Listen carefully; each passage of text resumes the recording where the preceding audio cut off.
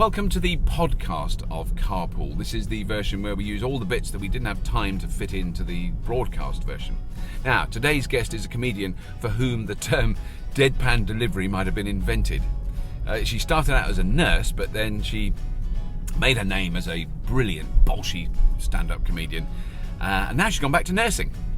Only it's not quite like that because she's gone back to nursing in her own TV sitcom. But she is, of course, the lovely Jo Brand, and she should be waiting for me just here. Yes, she is. Perfect timing.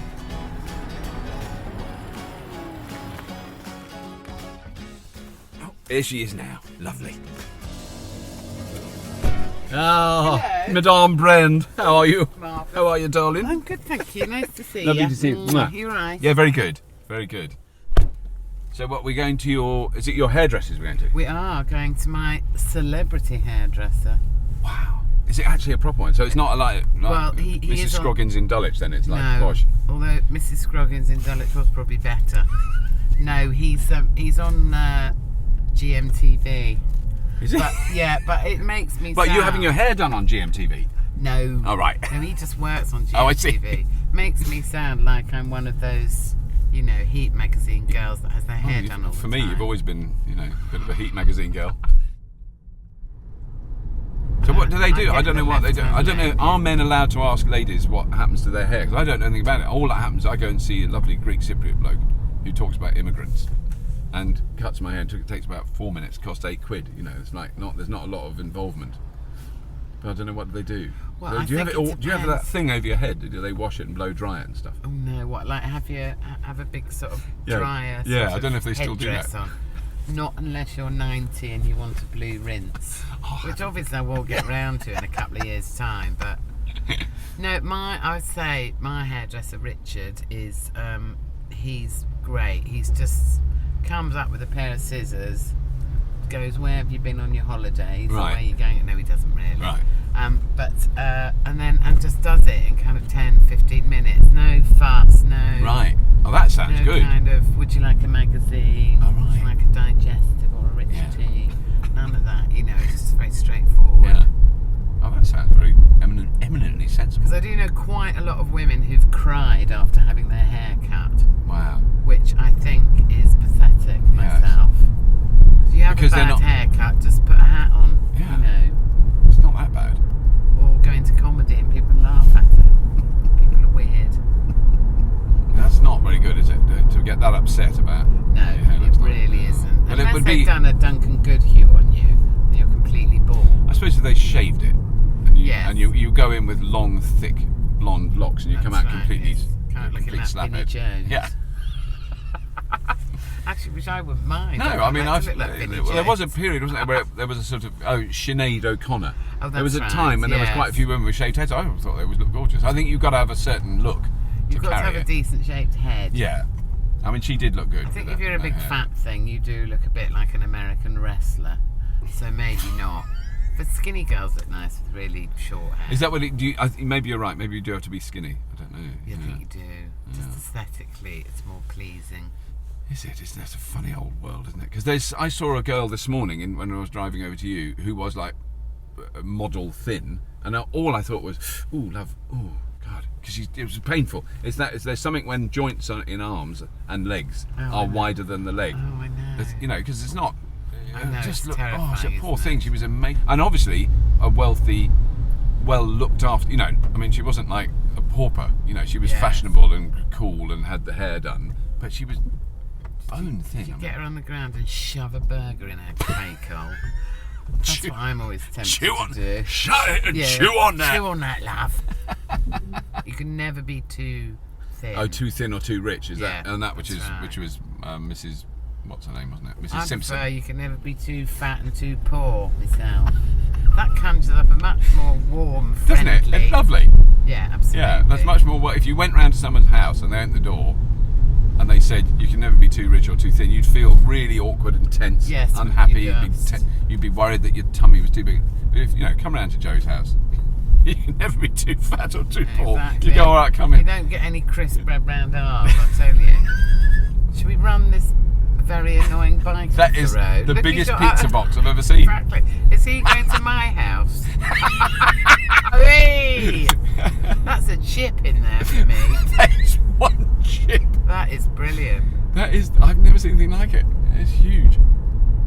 He could get probably 30 pizzas in there and some chips. Exactly. And probably like on the top a load of deep fried products of just an assortment. like a big sort of I feel like smorgasbord. leaning out the window and just pushing his box off, and then we can put it in the boot. Ah, it's perfect. But then now you are so busy though, because I haven't seen you for the last time I saw you were Yeah. filming that. What was that? Was a BBC. That was show a about- documentary for BBC 4 called For Crying Out Loud, and it was all about crying in public and Right. how annoying it is, well, from my point of view. Just because I just was getting so sick of seeing, these little Muppets on the X Factor going, like yeah. that, and hoping that they would win if they cried. Right. And unless you go on Who Do You Think You Are and cry all the way through, Yeah, they're not interested. they're not interested. Yeah. My great-granddad worked in a factory, passed me a tissue. It's like, oh, for God's sake, turn off the waterworks. Stiff upper lip. Yes. Oh, that's interesting because you. I mean, one would assume with your background in the caring profession that you'd be all sort of, Fluffy. you're going just get over it. Yeah, exactly. Pull yourself together yourself and get out. There's people that need it more than you do. Well, that is very true, isn't it? If you're in that rather privileged position. It's an interesting kind of dilemma, because most people in this country that know very little about kind of mental health problems do think that depression's all about people just being annoyingly self-indulgent. Right, and being full of self-pity and crying a lot. Exactly, and it certainly isn't that. Yeah. It's an absolutely kind of paralysing physical condition in a lot of cases. So, we do have to weed out the ones that have just been chucked by their boyfriend for 3 weeks and go, come on, no, it's not really depression. You're just sad, and that's normal. Yes. I actually did watch that when you did Parkinson. Oh yeah. Just because I don't think I'd ever seen that. I watched that last night because it's on YouTube, of course. And when he said, it was quite a shocking, badly put question, because they were talking. You were discussing your weight and going on the pill and all that, and he said, "So, have you always been fat?" Or he just said, Yeah, no, that's I've always been fat. Yeah, have you always been fat, lass? Oh, have you a real always clanger. morphed into Jeffrey Boycott when you're interviewing people? I know, I remember that. But he was so embarrassed. well. It was good. He did, and was it who were you on with? Cilla Black, wasn't it? Oh, I was on with Cilla and Helen Mirren. Oh, right. I didn't see the Helen Mirren bit. Heaven for my mum. Of course, Who obviously kind of thought, oh, she's finally made it. Yeah. She's on with two really famous women. But now are you doing your? Because I've only just caught up with all that. Your sitcom. Oh, Getting On. Getting the on. nursing Yeah, one. yeah. But you're doing more though. They've commissioned more. That's fantastic. we've done them already. Oh, you made them, have you? Yeah, we Oh, did right. them in January, February. That was very showbiz. We were in a deserted hospital in East London, Right. which had no toilets, no heating, In January and February. yeah, Isn't that no lovely? facilities of any kind. Oh, And if you get in the right-hand lane here Yeah. and just carry on around. very good directions. Thank you. And so we were wearing little thin cotton nurses' Course, dresses. yeah. The camera crew had kind of those shiny silver blankets. The big. Oh. And a God. St Bernard with a bit of brandy around its neck. Peter Capaldi, him off The Thick Off of The It. Thick of It. He Brilliant. directed it. And I said to him, look, I don't have any ego. If I'm really rubbish in it, Yeah. just tell me and we'll get someone else in, Yes. Helena Bonham Carter to play me. And he said, no, well, I will tell you. Because I kind of felt I was doing that sort of EastEnders acting. Right. Where you just play yourself, Yes. Because many years ago, Linda LaPlante, or Linda the Plant, as I like to think of her in English, she wrote a series about comedians. Oh, did she? Wow. Yeah, and she based one of the characters on me. Right. And so they contacted my agent and said, it's just a formality, but we want Jo to play this character who's based on her. And so I went in for the audition. I was so terrible I didn't get it. Playing myself. Playing yourself. So that's quite a good indicator of how bad I was. So I don't judge anyone's acting performance, because I know I'm right at the bottom of the tree. Right. So, Because I am absolutely. I mean, I've tried to do. I have done a BBC drama, which you know, and I wasn't a Were comic you very character. self-conscious? No, I thought I took it really seriously and tried to do, and the crew kept laughing, and I genuinely wasn't arsing about and trying to get a laugh. I was trying to do a serious thing. Serious grown-up man's face. Yeah, and they just didn't. You know, it was very obvious, and it was cut. I mean, they had to keep me in because it was a sort of fairly, you know, part of the story with Brian Cox, so a proper actor, you know. Wow. Who was great and was really helpful and nice. He wasn't nasty at all because it was obvious I was completely rubbish. But even doing running, I was doing running through the streets, being chased by a Chechen hitman played by Andy Serkis in St. Petersburg. It was all very glamorous. And that was again when the director. Who'd you have to sleep with to get that part then? I mean, it wasn't a big part. It was a small part in a big drama. No, but when I did running that time, in this, you know, proper dramatic running, real, and I was trying to think, God, this guy's trying to kill me. So I was like trying to get in the part. The crew were laughing. They were Russian crew, so They're pissing themselves. yeah, they thought it was a funny walk. It does when you do run, your leg goes very funny. How you do this? And the director really properly, like in proper films, got angry and like pushed me on the ground and was screaming. I mean, really lost it. Well, he thought I was taking the piss. He genuinely thought I was arsing about and trying to get the crew to laugh at my run. I wasn't. I was doing proper grown-up acting running. How do I don't know. I run that funnily. So it's very obvious that I was definitely not ever meant to be a dramatic actor of any sort. You know. But now I don't know whether you're not doing stand-up tours at the moment though, like actual. Well, I'm not really. I mean, I'd quite like to, but there are two problems. I'm too busy, and I haven't got any new material, and I don't feel I can flog the same old bollocks round again. The weird thing is that people would love it though. That I mean, I know exactly what you mean, and you shouldn't do it. I'm not suggesting you should, but. What I like to do is I like to lull them into a full sense of security with 5 minutes new stuff at the top. Right. And then just slide the old stuff into the ancient scriptures. Blow the dust off this particular guy. Exactly. Oh, he's coming out there. Let's risk it for a biscuit. Yeah, let's go for it. But it is that there's a horrible feeling, isn't there? I've certainly experienced that where I get some sort of weird echo in my head when I'm doing a sort of rubbish old. It's not even because I don't do jokes, but like an anecdote, and I go, God, have I? And I think then, have I already said this tonight? Yeah. So I know I did it. I know. And I can't. That's when I know. get. And I used to get that because you know, like in the old days, you used to sort of do 4 gigs a night. Yeah. And I'd get to number 4, and then I'd think, have I done this joke already here, or did I do that at the last one? But it must be different when you do a tour. You know, like in the new days, like when you do a tour where you're doing one show and it's just you and that's. Yeah, well, it is different, and it? it's because you know they've paid to come and see you, so yeah.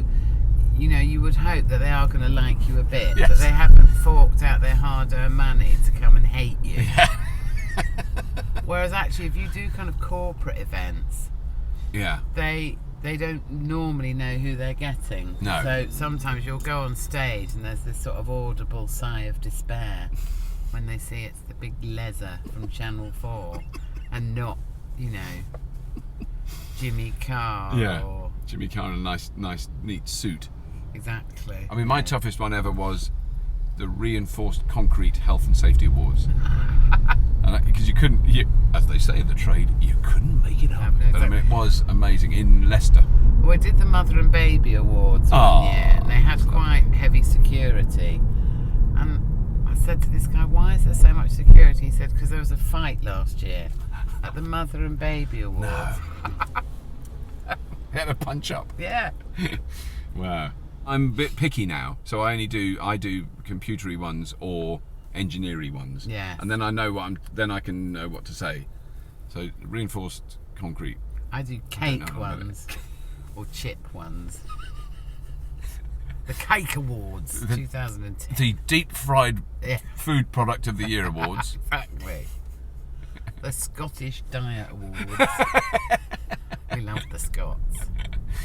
Now, when we get to these lights, it's left, we and go then left that's and the then beginning down. of the That's King's Road, and it's just almost Oh, there I see. So it's nearly there. Yeah. Excellent. Okay. Oh, thanks so much for doing that. It's been really No, good. you're welcome. It's always a pleasure. And I like to think of my work things as social events rather than work. Exactly. And this has been an absolute joy. Yeah, that's the whole idea. Because if you know, Jim Davidson had phoned up and gone, I'm doing Carpool.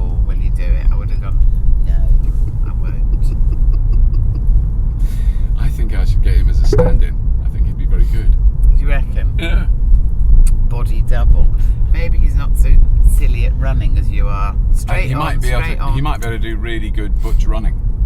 Yeah. Yes, I reckon he would. He doesn't butch Dunno, everything though. else. Yeah. Have you ever? You've never actually met him though. No, thank God. 'Cause, yes, there's been. I wouldn't be able to stop myself assaulting him in Yeah. some way. Yes, no, he's not. No, we've slagged each other off from behind the safety of a camera lens.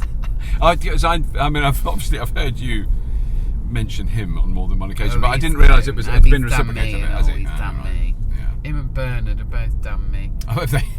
Yeah. Actually, that reminds me. No, I think I want to quickly mention that before you get out, because I've got it there. Look at that. We don't often do that. Can I just say, I really don't But- like that picture. I like that one on it's the back. lovely.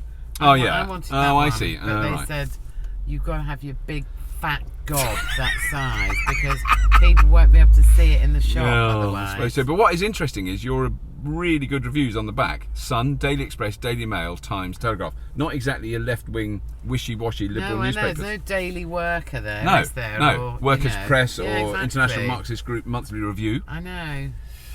No, very impressive though. The right wing love you. Oh, don't say that. You're very. My life is over. You're if very that's popular in case. the Tory shires. Yeah, they love me in Surrey. Big fat leather that I am.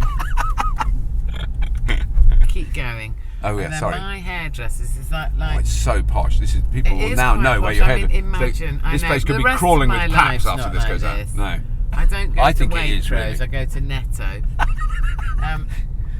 This is you are now. This is Pull up totally changed my behind mind. this car, and then Yeah. I've just got to go down that little arcadey bit there. Because it's so posh. It's actually in an arcade. It is in an arcade.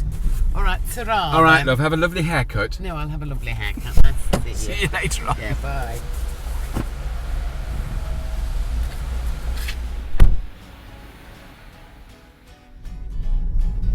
Oh, lovely Joe. Going to have a haircut in the posh old King's Road. Who'd have thought it would come to that? Marvellous. Very nice to see her again. Anyway, Carpool has run out of road, but do join me again next time.